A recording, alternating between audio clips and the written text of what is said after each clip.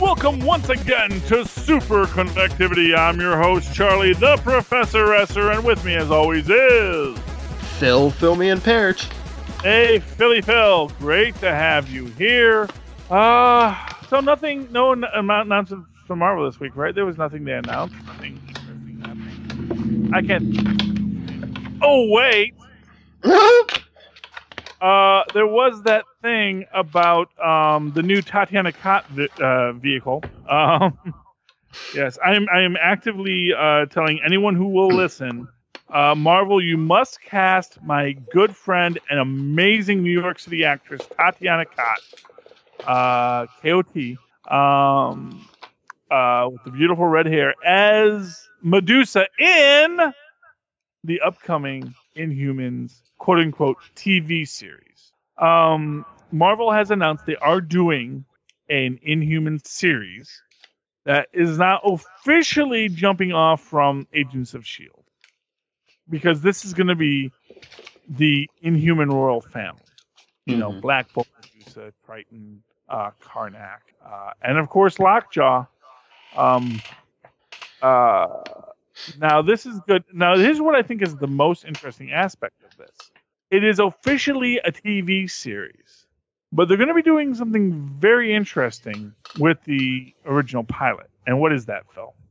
Was it the first two episodes they're going to premiered in IMAX in theaters? Yeah.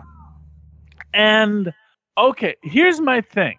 And I've gotten into some arguments with some folks in this online. If you're doing a 2-hour connected story shot in IMAX and shown in theaters, how is that not an Inhumans movie? Because it's gonna be on TV also, right? Yeah, but first off, every movie's on TV also eventually. You know, well, I'm just saying. Didn't they do that same thing with Game of Thrones? Was it Game of Thrones that they had like an episode or two in IMAX? They had it in. They put it in theaters. I don't know. I'm I didn't read the books of Game of Thrones. I haven't watched it or anything. I just thought I thought they put it in the theaters. So possibly, but here's what I'm saying is, okay, if you're shooting, here's the thing, because I did get into this debate online, and someone's saying, well, you know, it's a different language between television and cinema, yada yada yada. But here's my thing: if you're investing in IMAX filming, because IMAX cameras, not for nothing, ain't cheap. An IMAX film ain't cheap. This is like the most advanced state-of-the-art filming equipment. This isn't, this is like beyond HD is IMAX. IMAX is a very different genre. And so they're investing in that. They're investing in something that you're going to be paying big money to go sit in an IMAX theater to watch. Because, of course, IMAX theaters cost more. So, it's not like you're going to go there and everyone's going to be sitting around a table playing poker. We're going into this IMAX and it's going to be tendrils coming at us, tendrils of hair and, Black Bolt vibration. You're going to be exposed to something that's really cinematic and powerful. And that's what's great here. But also what I think, now it's going to lead into the TV series, which is weird in its own way.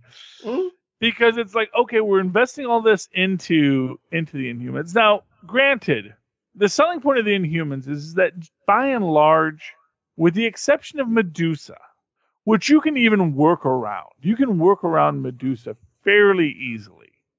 Because she's only going to be a high CGI issue when she's using her powers. And even then, you might even be able to matte and paintbrush that in once you have the hair motif established. How you stretch it and how you utilize it might be viable. I mean, Medusa, I think, is the hardest one to do. But if she doesn't use her powers very much, all the other Inhumans are mostly just people. They're all makeup quality characters. There's no Human Torches among the Inhumans, I mean, Crystal is a little bit, but even her, powers are more subtle. And, if you don't get massive powers, if they do play it mostly as a Game of Thrones, mostly as a, intellectual drama, you might put that big sci-fi budget in those first two episodes you're showing in IMAX, but everything else might be really, House of Cards with superheroes, In fact, I would not be surprised if that's a phrase you hear associated with this once you get more leaks on the script, is that it's House of Cards with superheroes. Perhaps even much more House of Cards with superheroes than even Games of Thrones with superheroes, because of course the thing about the royal court of the Inhumans is it's not like Game of Thrones where you have this expanse. It's really just like 10 guys in a room. It's this small group of people in this royal family who have power. And they're probably going to play maybe even much more along the lines of maybe a Dangerous Liaisons, where there might be a lot of sexual intrigue going on.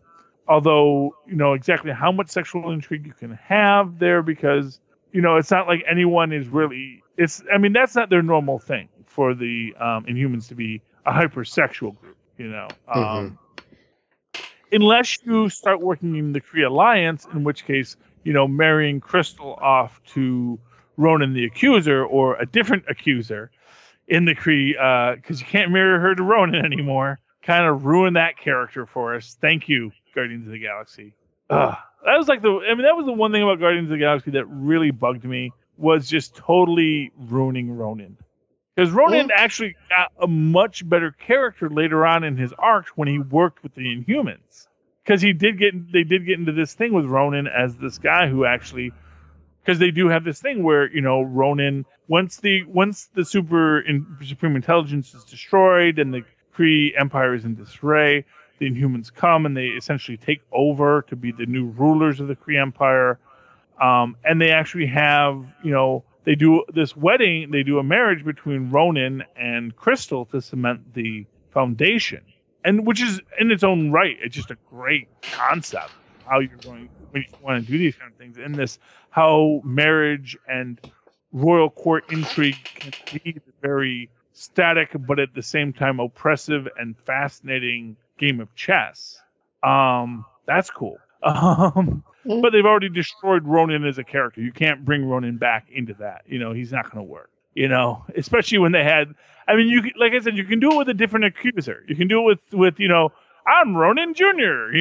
I'm Ronin, not Ronan. I'm Ronan, not Ronan. They might be able to approach it in some way with a different accuser, but the way they just decimated the character of Ronan the Accuser in Guardians of the Galaxy.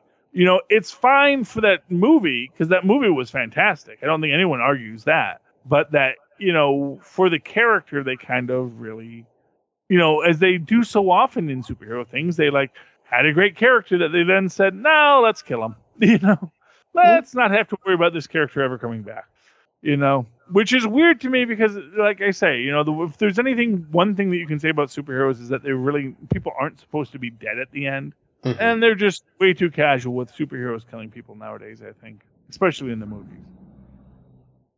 You know what I mean, Phil? Yeah, I don't know. Do you just think this whole... I don't want to say... The whole IMAX thing is like a gimmick? Do you think they feel like they need a gimmick to bring people to the Inhumans TV show every week? Well, no, honestly, what I actually think it is, I actually think that this IMAX thing is a test. And, here's what I'm going to say. I don't, this is this very interesting question with Disney and how, right now, I think all media companies are trying to figure out how you do media nowadays. And there's all this talk. In fact, in the Agents of S.H.I.E.L.D. that posted this week, Alil and Rob are having this whole conversation about what Disney's business model is and how whether or not it's in Disney's best interest to buy Netflix. Now, of course, I've been saying Disney is totally interested in buying Netflix for a couple of years now, because I knew that once Disney started putting in exclusive content with them, that Disney was looking at this as, okay, let's see what we can do. Because when Disney bought Marvel, it was much the same thing. They started this very exclusive deal, and then they sort of, basically, that's how Disney gets you. They start an exclusive deal with you, and they slowly wrap their mouse tail around you, and then they squeeze the life out of you until you just consent. It's the Anaconda plan of Disney's dominance of the universe. Now, with Netflix, and I think this is what Alil's basic view was that, what does Netflix bring to the table? What is profitable for Disney?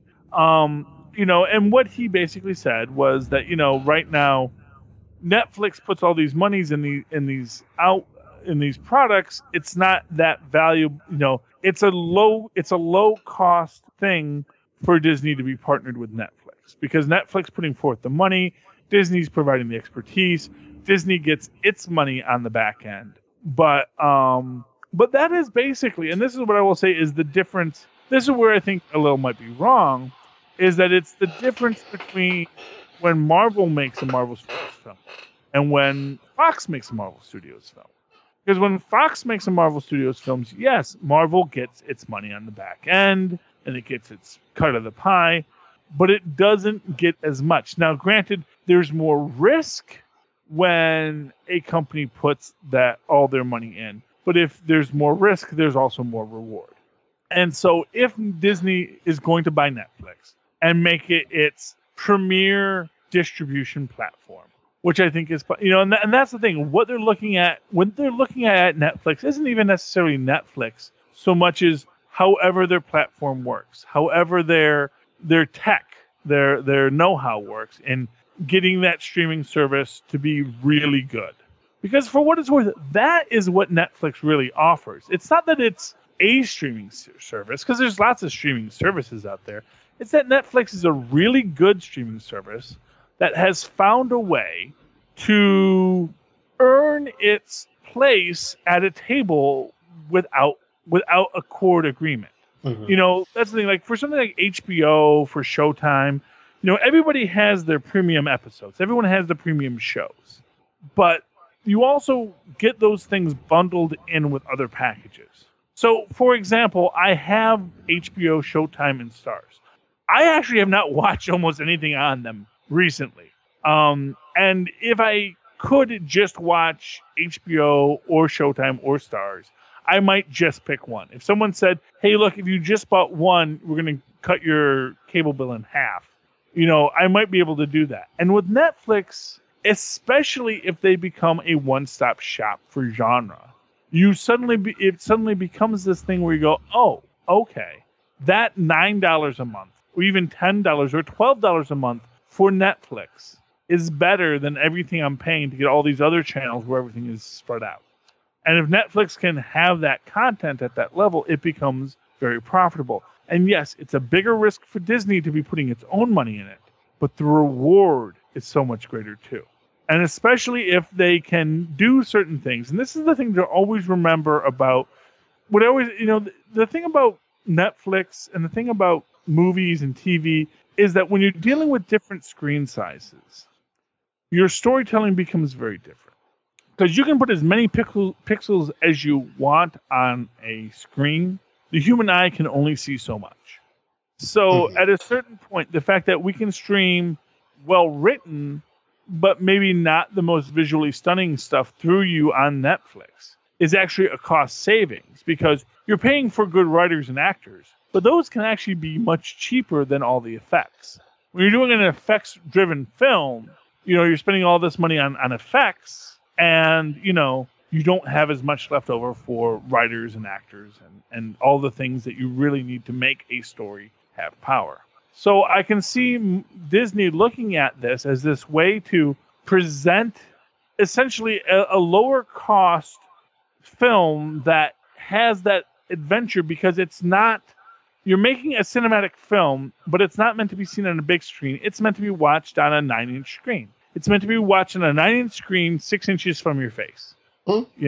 That is the model for watching these entertainments in the future, which means a lot of Easter eggs and a lot of witty dialogue and a lot of fast cuts. But really, you don't need something that is going to be viewed in the same way as if you were sitting back and watching it in an IMAX theater. Now, you can put out your 1 or 2 IMAX episodes that you can put into that IMAX theater that we're going to charge a certain fee for. But your regular day-to-day episodes, you don't have to be of that same visual caliber. And that's what I'm thinking. I'm thinking like with this idea of moving Inhumans to that IMAX movie, they're going to do this big cinematic thing to get you hooked. And I think what the real selling point is that if you pay money for the IMAX one, you're going to go watch the regular one on your screen. And once you're already on the screen and into the story, it doesn't matter that it's not going to look as good after those first 2 episodes as the IMAX episodes looked, because you're already committed to the project. And once again, Marvel, you need to hire Tatyana Kot to play Medusa. Trust me, if you hire Tatyana Kot to play Medusa, you will not regret it. I give you my word as a nerd. Tatyana Kot should be Medusa in Marvel's The Inhumans. Anyone else in that role is not going to give you what you need. You need someone that can be down to earth and strong and powerful and silent, but also able to rage and give emotion. Trust me, Tatyana Kot is the actress for that. And everyone, look up Tatyana Kot on Facebook, friend her, follow her on Twitter and Instagram if she's there. I have no idea. I just know she's a really amazing actress. She's a dancer. She's a model. She does amazing things. I've had the privilege of working with her and the joy of seeing her in lots of things that I was in no way affiliated with, which is to their benefit. And she's really amazing, and she should be Medusa. No other actress could possibly be Medusa the way that Tatyana Kot does. Could. And she's Russian, so she's got this great muddled accent after all these years in America. And I'm going to say this. If you're going to do Inhumans, don't have them speak English. Don't have them speak perfect English. Give them a crazy accent. I thought you were going to say subtitles. No, well, the thing is, they should be people the way they talk should sound different. Mm-hmm. You know, in the way that, you know, when you see Asgardians speaking in a comic book, they give them their own font. Mm-hmm. That's because Asgardians have an accent. Yes. In the way that, you know, Gwenpool has pink word bubbles because she has an accent, which is something that Doctor Strange was like, oh, it's a dimensional accent. I can hear where you're from, you know. And the thing is that if you're the Inhumans, if you're from this group that has been isolated from humanity for millennia, they're not going to speak like guys from Brooklyn, you know? And as I've said, you know, this is what I think is the big mistake in Wonder Woman is that apparently everyone has a different accent. That Wonder Woman has this very unique Wonder Woman accent, and no one else matches it. No one, it's like, you know, like, so Wonder Woman's coming there and she's going to have this accent. And everyone's like, and everyone else is doing Royal Shakespeare Company.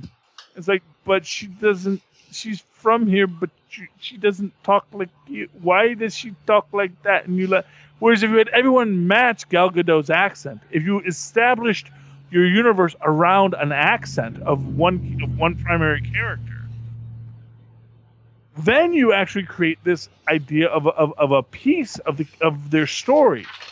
You know, this is our accent. This is our thing. This is how we're going to approach it. And I think using that muddled Russian, Eastern European, Ukrainian accent, that's going to give the Inhumans that otherness. That's going to give them this alien existence that I think will help them. This. I'm just totally selling this actress to Marvel, even though, well, you know, I know that Marvel listens because they steal all our brilliant ideas. They listen to the whole Nuff Said feed. We know that. That's right. We know that. We know they're all listening. They're writing everything down. If nothing else, just say, okay, they said do this, so we're not going to do that because that's obviously a horrible idea. You know, I had this idea. Let's do this. And, they said that enough said. No, you know how those guys, they're idiots. So yeah. But this is the one thing we're right about. Use Tatyana Kot to play Medusa. Okay, enough selling that. Anything else going on in the Marvel Universe this week, Phil? Well, we already covered. What about the X-Men reboot? They're talking about rebooting the X-Men movie universe. Yes, and all. You know, I find it very. You know, I saw the previews for Legion recently, and that looks good. Mm-hmm. That looks very. You know, Legion strikes me as very Doctor Strangey, very almost. You know, Eternal Sunshine of the Spotless Mind kind of quality, where there seems to be this real questionable reality in the way that they're doing it cinematically. I'm very excited about Legion. I really am. I think this could be Fox's. I think this could be the first volley in Fox's reboot. And it does come into this question, if that becomes their first volley. You know, it is this real interesting thing about where the Marvel Cinematic Universe is. Because we have established with Agent Carter And for what it's worth, I think Agent Carter is coming back, at least as a character in Agents of Shield. Because we know that they're definitely referencing Carter so much in this first part of the season. We got this big break. I'm not going to be shocked if Agent Carter doesn't show up somewhere, either when we come back on the 29th, in a flashback, or even just in more references. But we have what's building out this idea of this previously hidden superhuman Marvel universe. Sort of what they kind of did in what they're doing in Legends with the JSA, which is that, we've always had metahumans, but we kept it quiet. How you keep superhumans quiet is always a question unless you have a shield. And that's that. I'm waiting for Amanda Waller to show up on Legends. Although she's already shown up in Arrow, hasn't she? Yeah, they killed her off on Arrow because I think that's the thing. They killed off basically. It's a stupid thing. They basically killed off Amanda Waller, Deadshot, Katana, anyone who's in the movie. Yeah, but that was pre-Flashpoint. That's true. Yeah, man. Maybe Barry finally did something right. Yeah, I blame Trump on Barry. I think I'm on record with that. Barry. Okay, and people out here on the Enough Saidcast, like, what are they talking about? Who's Barry? I don't know. There's some other group of comic books that's not the Marvel Cinematic Universe or the Marvel Comic Book Universe. What are they talking about? There is another company that produces comic book kids called DC, and they do have some movies and TV shows out there. And they have this one guy who's a very selfish character with superpowers who goes back in time just to make the world better for him at the expense of everyone else. His name is Barry, and he's not a good man. He's bad. Yeah. So Amanda Waller is like the best character in the whole DC universe. Why would you kill her? Oh, DC. You'll never understand. Of course, Marvel killed Hand, but of course she was dead in the comic book at that point. She was, although we're still hoping Hand comes back now that, Franklin reboot the universe, because they can do that now. Yeah. But the reboot of the X-Men, so that's the idea that, Singer's gone, finally. And Fox says, well, why don't we reboot the X-Men universe? And that's fine, Here's the thing about reboots. They're great. I actually am a big fan of reboots. I think retooling characters and redoing characters is fine and good. We don't still have the same actors playing Shakespeare. Playing, Hamlet every year. We do have different companies and different interpretations. And I do think that, in their own way that, superhero genres fall into that world, where it's okay. You can have different takes on these characters. You can have different versions of them. And certainly DC is currently doing that with just a different version for every form of media.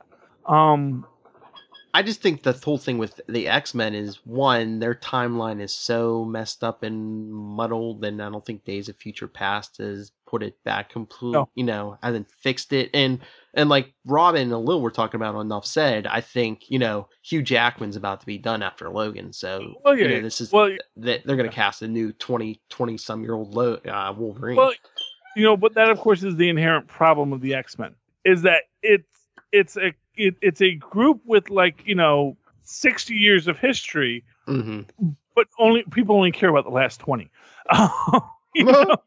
It's like, but all of our best characters are from way past the story. It's like, well, who are your best characters? Well, the only character that I think has lasted in the X-Men is ironically Cyclops. And it's like only because he has been historically the least offensive one. He is in his own way the Captain America of the mutants. He was until recently. Although I guess now, just like the Captain America of the mutants. He's now turned evil and is out to destroy the world. But Cyclops was the only original X-Men to just sort of stick around through all of its incarnations, because basically he had nowhere else to go. And so he was there when all of the other cool X-Men showed up. But of course, it's like you can either start it with the cool X-Men, or you can tell the X-Men story. And I don't think Fox knows exactly what they want to do. And for my money, what they should do, they are going to reboot, is they have to do what Marvel did, was don't rely on your marquee. Mm-hmm. You know, understand that, you know, you are the marquee. The word X-Men is the marquee. Any X-Men you put in there, they're fine. And so you really want to do it. You start off with Iceman being lynched and Cyclops, you know, blowing up the school, and the Beast, you know, winning the football team for Harvard. You know, Well, yay yeah. football.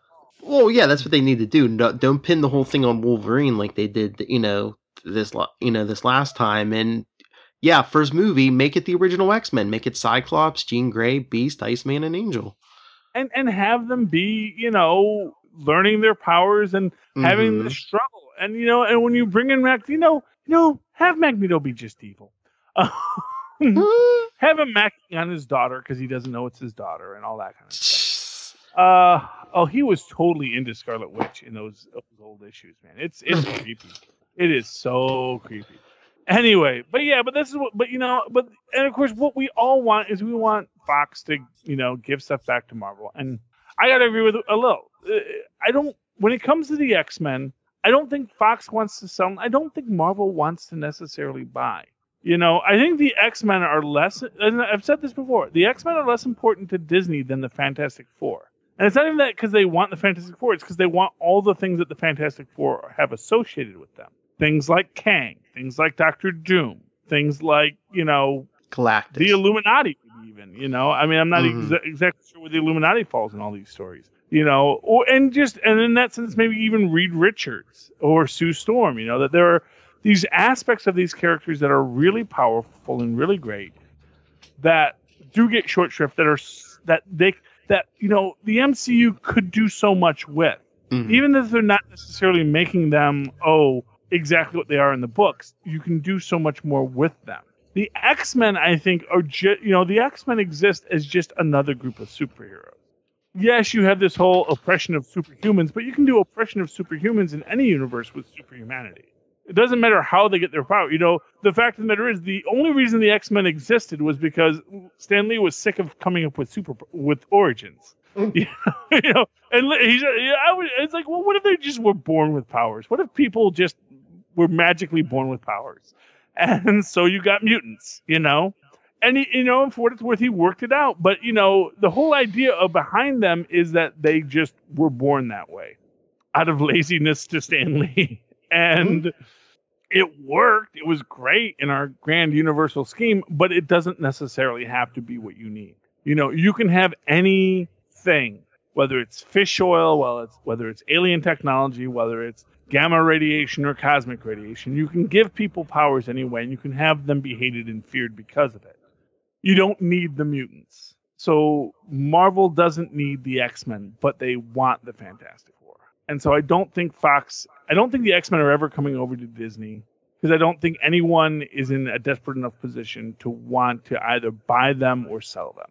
The Fantastic Four is the real bargaining chip. I think what you're going to see is in things like Legion, I think they're going to be making deals with Marvel. And for what it's worth, Marvel and Fox have been making way more deals than people think. Because the whole Quicksilver Scarlet Witch thing is all a deal between Marvel and Fox, you know. That was all Marvel, Fox saying, okay, you can have this, but you have to do it this way. And we saw this recently with Guardians of the Galaxy. And this idea of, you know, we'll give you this character for that, like Negasonic Teenage Warhead. They couldn't use Negasonic Teenage Warhead in Deadpool because Marvel, for whatever reason, still had the rights to her.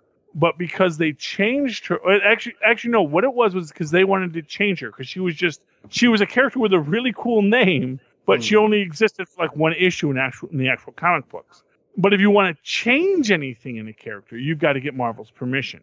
Because when you buy the rights under all kinds of conditions about who that character is and how that character must be presented. So when they wanted to change Negasonic, they had to work it out with Marvel. And what Marvel demanded was they got to get Ego back. But again, you had this agreement that in that way, that Ego has to be a very different character than the way that he is normally depicted in the comic books. And we saw that again with Scarlet Witch on both sides and Quicksilver on both sides. Both characters are very different than the way they're depicted in the comics. Both characters are their own things and their own origins and their own separations. And so I can see much more of that coming down the pipe. and I'd like to see that. And so watch for that. Watch for that. But I don't think the X-Men are coming to the MCU, and I think that's probably a good thing. I think it's good to have the X-Men in their own universe, and still looking forward to Legion, and we'll see how if that plays as well as it looks. Okay, is there anything else to talk about tonight, Phil? I don't think there is. No, I think that's it. Yeah, aside from just the importance of Marvel casting Tatyana Kot as Medusa in the upcoming Inhumans film, I think that's the only real story right now. Yes. I'm just trying to get a friend of mine a job, but trust me, she is really a fantastic actress. You guys, you have to go. If you live in New York and you can see her live, do that. But if you don't live in New York, just friend her on Facebook, follow her in the stuff she does. You're going to get lots of images of her that she's in all kinds of films. Well, not all kinds of films. She's in a few B films, I'll be honest with you, because, me and her met in the B film world. But she is an actress so much beyond that. And you'll be happy to see her, and when you see her, you're going to go, oh yeah, Medusa. Absolutely. Totally see it. Okay, Phil, if people want to talk to you about this, ask why Charlie's always pushing his friends to watch his other friends in movies. Where can they complain to you about all that? If you would like to know the definition of cronyism, you can email me, nightwingpdp@gmail.com. On Twitter, I am @nightwingpdp. Just check out all my podcasts. We'll hear Enough Said and The Legends of DC and Before the Bat. Very good. And of course, I'm all over the place as well nowadays. I'm on Legends of DC. What's that her name? Legends of DC. But what's the podcast of tomorrow? That's it. Yes. Where me and Zachary here talk that. I'm on 80s Reboot Overdrive with Maz Manzoor, and sometimes 80s Music Girl talking The Incredible Hulk on GammaCast. I'm of course on CageCast with Maz Manzoor. All of my Philcasts, Superconnectivity and All New Marvel Roundup. And, of course, the Marvelous Review on World's Finest with, again, Phil and Lilith. And, of course, if you'd like to write to me at superconnectivityblog@gmail.com. That's superconnectivityblog, all one word, @gmail.com. And follow me on the Twitters and tweet at me about how awesome Tatyana Kot is at Charlie Esser. That's CharlieEssesser. Look for the 2 E's in the middle for quality. Okay, that has been a very long episode after another very long episode. And we'll probably have another long episode next week of everything. If you liked it, please connect with us again. Good night. Tatyana Kot.